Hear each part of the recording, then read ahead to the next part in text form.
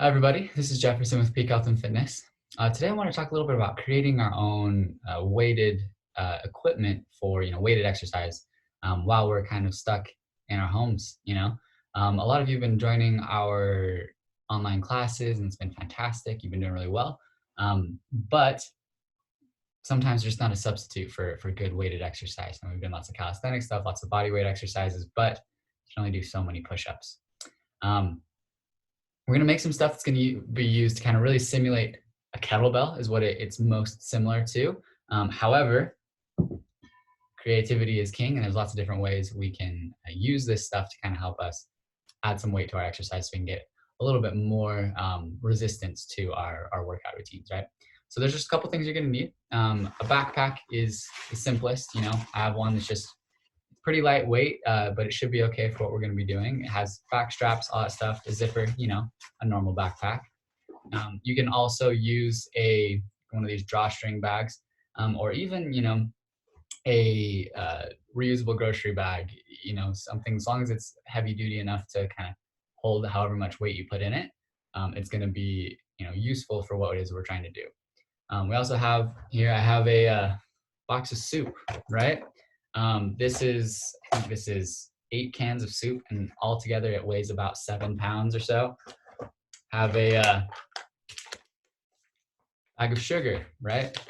Much better use for your sugar than making all these cakes and cookies, although if you do, please send them over my way. Old thing of a jug of orange juice. This weighs about 7 pounds, I think, when it's all full of water.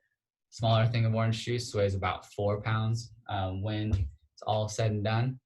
A Dutch oven, heaviest pan I could find, and then just some old textbooks, right? Don't have to be textbooks, but textbooks tend to be heavier and thicker, right? So let's go ahead and get started. It's not super complicated, you're just making a heavy bag, right?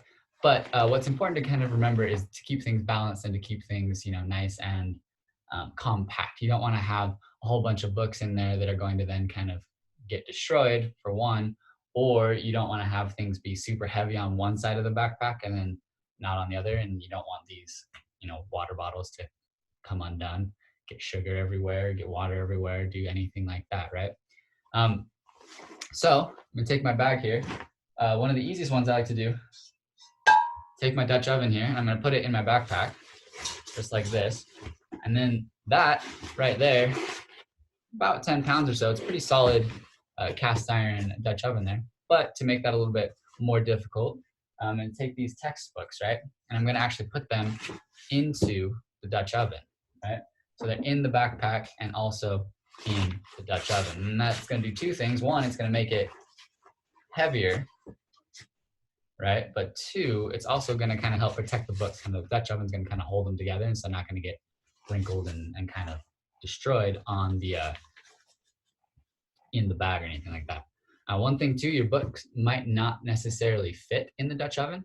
What I like to do when that happens is make sure you put it on an angle, and then when you actually get it all set up, just make sure that you're not folding things down or putting weird pressure on the books. Put it like that, zip it up, and now I have a nice solid, about a 20-pound backpack, right? So what you can do with that, if we're getting up, we're going to be doing some kettlebell stuff. You can grab either the straps or you can grab the bag itself. It's actually good. You get some more forearm stuff. Then you have some nice kettlebell swings. You can even do some curls. What I like about using the backpack too is you can actually wear it like a backpack, right? And then go about and do your regular body weight exercises.